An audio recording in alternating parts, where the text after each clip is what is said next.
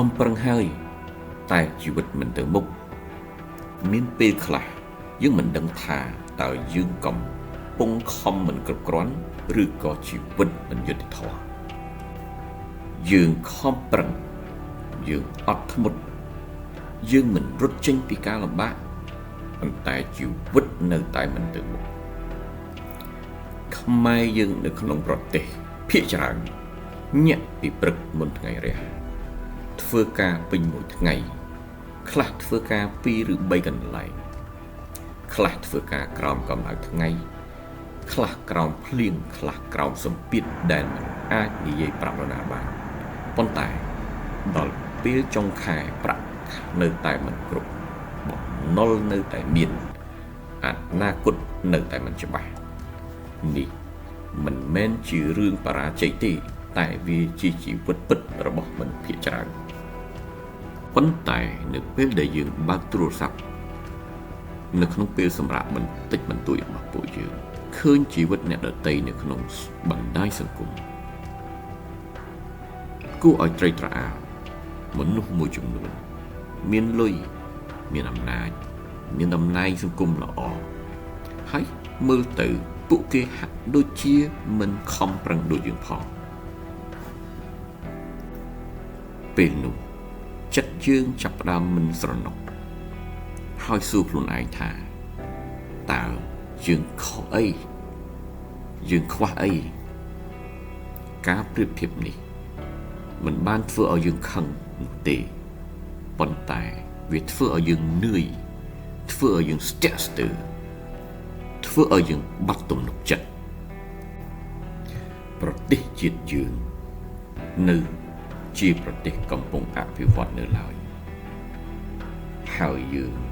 មិនបានចាប់ផ្ដើមពីចំណុច0ទេយើងចាប់ផ្ដើមពីចំណុចដក0គឺពីការបាត់បង់តាំងពីការឈ្លានពានតាមព្រំដែនក្នុងឆ្នាំ2025មកដល់ពេលនេះរាប់ពាន់ផ្ទះខ្មែរយើងនៅតាមព្រំដែននៅកំពុងស្ថិតនៅក្នុងការគ្រប់គ្រងរបស់ទាហានថៃនៅឡើយម្ចាស់ផ្ទះមិនអាចត្រឡប់ទៅផ្ទះរបស់ខ្លួនឯងបាន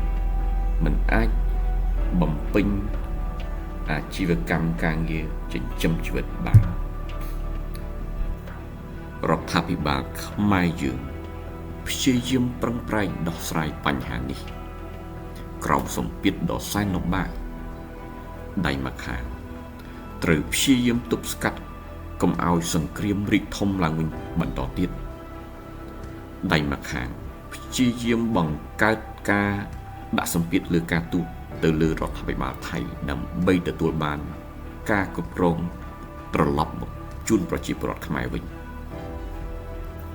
ប៉ុន្តែលទ្ធផលល្អគឺត្រូវការពេលវេលាដូច្នេះបងប្អូនខ្មែរយើងទាំងនោះត្រូវរស់នៅក្នុងភាពមិនប្រកបប្រជាហើយមិនអាចធ្វើអ្វីបានអារម្មណ៍នេះ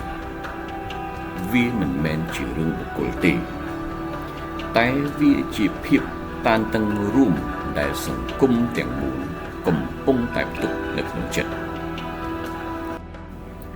នៅពេលដែលជីវិតមិនស្មើគ្នាវាងាយណាស់ដែលយើងមានអារម្មណ៍ថា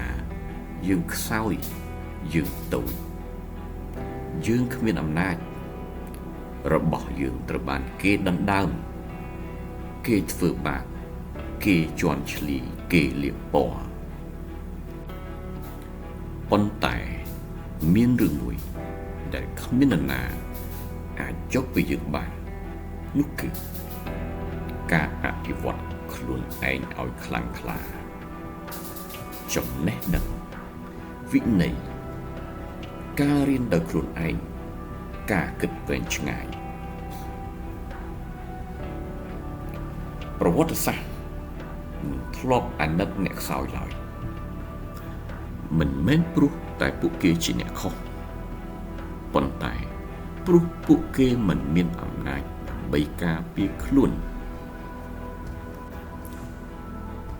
ការរឹងមាំ មិនមែនជាការប្រឆាំងទេវាជាការរស់រៀនចង់រស់រៀនអភិវឌ្ឍរីកចម្រើនយើងត្រូវតែខ្លាំងត្រូវតែរឹងមាំការអភិវឌ្ឍខ្លួនឲ្យបានខ្លាំងក្លាមិនមែនជាការបោះបង់សង្គមមិនមែនជាការមិនខ្វល់ខ្វាយតែវាជាវិធីមួយដែលធ្វើឲ្យមនុស្សធម្មតាម្នាក់អាចរស់រៀនបានអាចរក្សាកិត្តិយសនិងអនាគតនៅក្នុងពិភពលោកដែលមិនយុត្តិធម៌ពេលយើងរឹងមាំខ្លាំងពូកែយើងមិនអាចត្រូវបានគេបង្ខំបានដោយងាយយើងមិនអាចត្រូវបានគេរំលោភបំពានបានដោយងាយពេលយើងឆ្លាតយើងនឹងមិនអាចត្រូវបានគេបោកប្រាស់ដោយងាយស្រួលប្រហែលជាយើងមិនអាចផ្លាស់ប្ដូរពិភពលោក